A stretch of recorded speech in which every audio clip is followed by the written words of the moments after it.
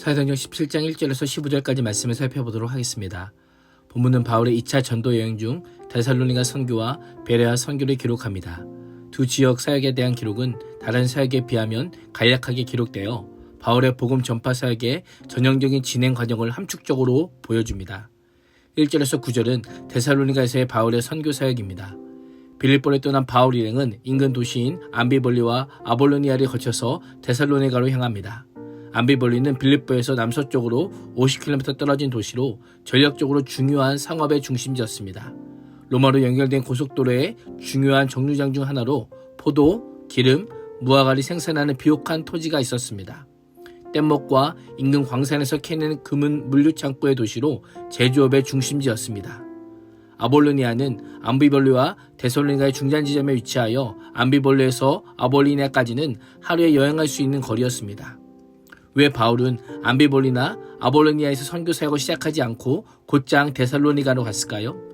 무엇보다 성령의 인도하심이 있었기 때문이요. 데살로니가의 선교 사역에 있어서 차지하는 역할이 매우 컸기 때문일 것입니다. 이 외에도 데살로니가 유대인의 회당이 있었다는 언급을 보면 암비볼리와 아볼로니아에는 회당이 없었던 것도 고려 대상이었을 것입니다. 데살로니가는 당시 마게도니아의 수도로 정치와 경제의 중심지로 모든 도시 중 가장 크고 번성한 도시였습니다. 당시 인구는 20만 정도였으며 유대인들의 회당이 있었고 유대인들은 막강한 세력을 가지고 있었습니다. 여러 인종이 함께 살았기에 바울이 데살로니가에서 복음을 전하는 것은 복음을 다양한 인종과 민족에게 전할 수 있는 기회였습니다. 바울 일행은 관례대로 유대인의 회당에 들어가 새 안식일에 걸쳐 하나님의 말씀을 선포합니다. 바울은 성경에 근거하여 그리스도의 고난과 죽음, 부활을 자세하게 설명하고 증언합니다. 그리고 마지막에 내가 너희에게 전하는 그 그리스도가 곧 예수라고 강력하게 선포합니다. 예수 그리스도의 고난과 죽음과 부활이 모두 하나님께서 행하신 사역이라는 신적 필연성을 강조하고 있습니다. 사람들은 바울의 탁월한 성경 강해와 복음 선포를 듣고 그 메시아가 예수라는 사실에 매우 놀랐을 것입니다. 그들 가운데 몇몇 사람이 승복하여 바울과 실라를 따르고 많은 경건한 헬라 사람들과 적지 않은 기브인들도 바울이 전한 복음을 영접합니다. 회당 공동체에게 호의적이었던 지역 유지들이 순간 낯선 외지인들을 따라가는 것이 현지 유대인들은 매우 불쾌했습니다. 수많은 사람들의 개종은 회당에는 엄청난 손실이었기 때문입니다. 이에 분개한 유대인들은 시기심으로 가득하여 지역 장터를 배회하는 불량배를 동원하여 급기야 바울이 머물고 있는 야손의 집을 급습합니다. 무리가 야손의 집에서 두 사람을 찾지 못하자 야손과 일부 믿는 형제들을 끌어내서 도시를 어지럽히는데 동조한 자들이라고 고발하며 시위합니다.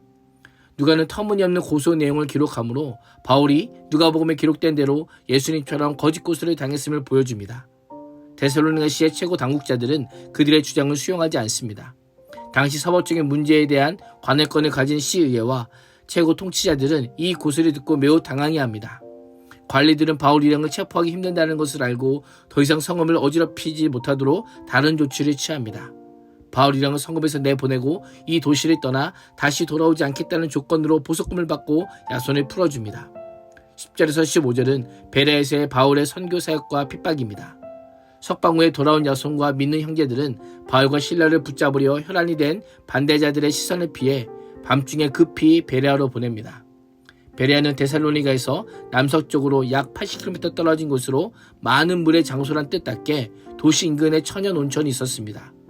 폼피디우스 장군은 잠시 이곳을 자신의 겨울 별장으로 사용하기도 하였습니다.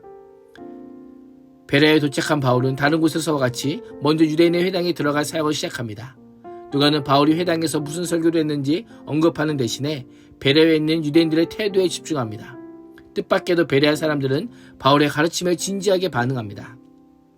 누가는 베레아의 유대 사람들은 데살로니가 유대 사람들보다 더 너그러운 사람들이어서 아주 기꺼이 말씀을 받아들이고 그것이 사실인지 알아보려고 날마다 성경을 상고하였다라고 합니다. 그들은 바울이 전하는 복음의 말씀에 적대적이지 않고 편견 없이 이해하려는 열린 마음을 가지고 있었던 것입니다. 전적으로 자원하는 의지를 가지고 복음의 말씀을 수용했던 것입니다. 복음이 전파될 때는 항상 그 지역과 사람들에게 큰 파장을 일으킵니다. 바울이 전한 복음은 유대인들에게는 기존의 신앙체계를 완전히 뒤엎고 새롭게 하고 이방인들에게는 신을 바꾸고 인생의 주인을 바꾸는 온전한 회심을 요구했기 때문입니다. 그래서 거절하는 자들에게는 복음은 늘 위험하고 선동적인 가르침으로 치부되고 믿고 따르는 자에게는 기쁨의 복된 소식이 되었던 것입니다. 12절은 그 중에 믿는 사람이 많고 또한 헬라의 기부인과 남자가 적지 아니하니라 라고 하며 베레아 사람들의 개방적인 태도와 행동의 결과 많은 사람들이 믿게 되었음을 강조합니다. 베레아에 있는 유대인과 회당에 속한 이방인들은 정하거나 반대하지 않았던 것입니다. 그러나 데살로니가의 극성스러운 유대인들은 바울이 베레아에서 말씀을 전한다는 소식을 듣고 그곳까지 내려와 무리들을 선동하고 소동하게 합니다. 단순히 복음 전도를 막아서는 것을 넘어 바울이 전한 복음의 내용을 비틀어 버리기까지 합니다. 데살로니가에서 쫓아온 사나운 유대인들의 소동으로 인해 바울은 베레아에서도 더 이상 머물기 힘들게 되자 바울은 떠날 수밖에 없었지만 실라와 디모데를 거기에 그대로 남겨두어 베레아 성도들의 신앙을 견고하게 합니다.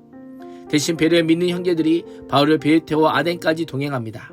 300km가 넘는 육로와 백길을 함께해 준 것입니다. 아덴에 이르자 바울은 형제들을 돌려보내며 실라와 디모데가 속히 자신에게 돌아오도록 메시지를 전합니다. 성령의 인도하심에 따라 유럽 땅으로 왔지만 복음 전파의 여정은 순탄하지 않습니다. 복음에 폭력으로 반응하기도 하고 진지하게 반응하기도 합니다. 바울은 단 한 번도 복음에 대해 의심하거나 자신의 사역이나 하나님에 대해 의심하지 않으며 복음 전도자의 길을 걸어가고 있습니다. 오늘 하루도 복음에 사로잡히고 간절한 마음으로 복음을 받고 날마다 복음을 상고함으로 복음의 전파자로 살아갈 수 있기를 주님의 이름으로 축복합니다. 기도하겠습니다. 하나님, 모든 민족과 종족과 땅끝을 향한 복음의 진격을 막을 자가 아무도 없음을 기억하며 복음에 붙들린 복음 전도자로 살아가게 하여 주옵소서. 예수님의 이름으로 기도합니다. 아멘.